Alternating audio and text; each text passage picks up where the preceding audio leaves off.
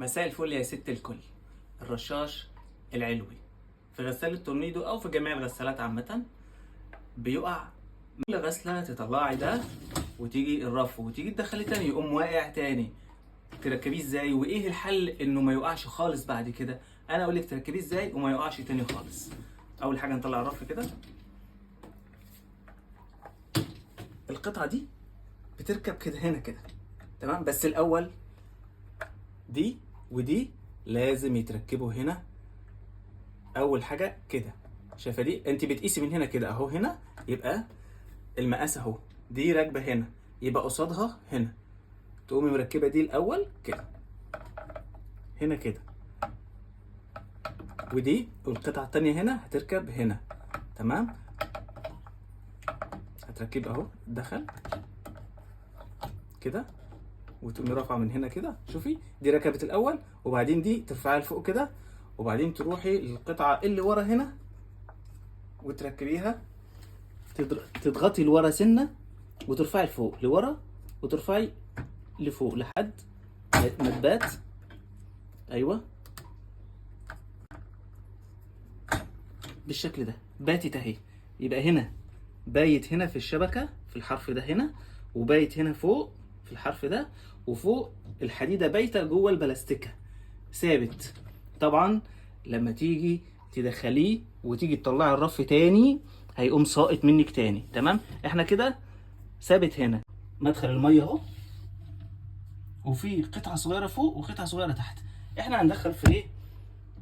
هندخل الرف زي كده، الرف ثابت هيدخل زي ما هو، هيروح هيركب زي ما هو على طول كده ركب اهو. شايفه راكب ازاي يا ست الكل؟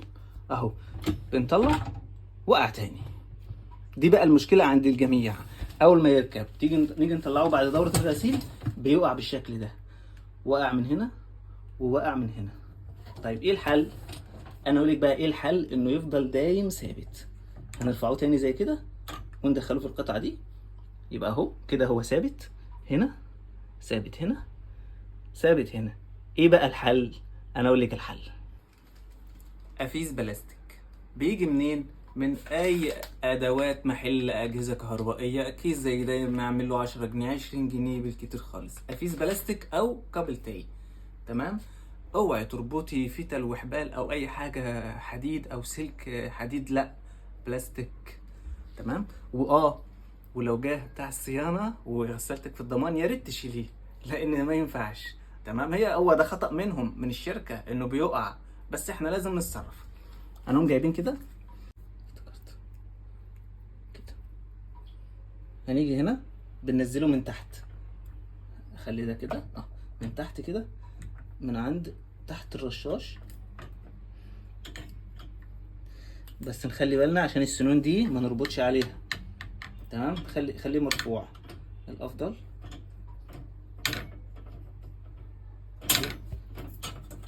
الافضل مرفوع عشان نشتغل ايه كده.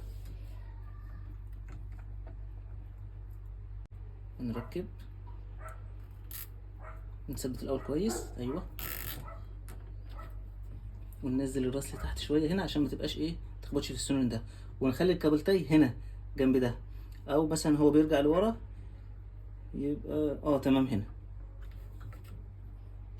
ونحرق جامد كده ما يتحركش من هنا. والتاني بقى ما يتعملش زي ده، التاني يتعمل هنا كده، شايفين هنا في النص ده كده، علشان خاطر ما يتحركش لا يمين ولا شمال ولا يروح ولا يجي، عشان ما يرجعش لورا، لما يجي يرجع ورا يتخبط بين ده. من تحت برضو هنجيبه من تحت الفلتر كده، ونحرق كده وندخل. شوف دي دخلها تحت في الفتحه كده، ايوه نزل تحت اهو عشان ما لا يروح ولا يجي. نحرق جامد، نحبك عليه كده بقى جامد. طيب انا ههزه بقى، شوف جامد ولا لا، ولا في اي حاجه. ندخل اهو كده، ركب جوه اهو، تمام؟ اهو راكب اهو، مفيش اي مشكله. اشد اهو ما وقعش، ركب تاني ما وقعش اهو، زي الفل، حديد، مفيش اي مشكله، تمام؟ الزوايد دي بقى هنقصها، يعني ما نسيبش حاجه بسيطه جدا. نسيب ملي ونقوم قصين كده الزوايد دي، ما يبقاش غير حاجه هنا بس كده. تمام. التانية نقصها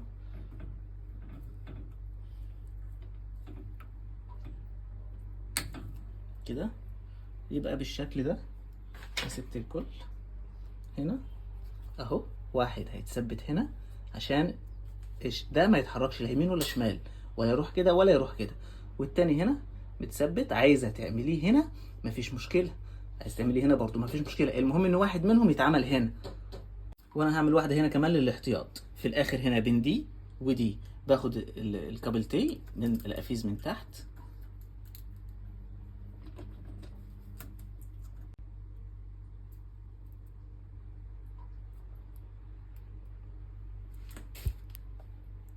بين دي ودي كده، وانزل الراس طبعا شويه تحت ما اخليهاش فوق هنا، واحبك عليه كده،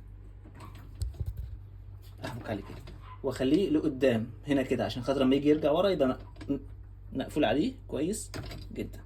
وبرده الزياده اقوم قصصها. تمام. احنا كده ثبتناه. طيب عايزين نغسل الرشاش. بيتفك؟ طبعا بيتفك. الرشاش اصلا ما بيتفك، ملوش دعوه بده كله. بيتفك من هنا، من الراس ده. بمسكها كده بفك كده شمال، بينزل الرشاش اهو.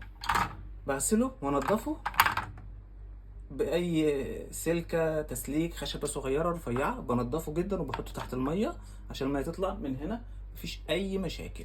وبركبه تاني، وده ثابت، ده ثابت ما بيتحركش وما بيتخلعش. ونركبه تاني كده كده يمين، ربط يمين، اقوم رابط كده بس اهو، مفيش اي مشكله خالص. لو عجبكم الفيديو لايك وشير عشان الكل يستفيد، وقناتي على اليوتيوب عصائر ميخ عليها فيديوهات كتير. شكرا.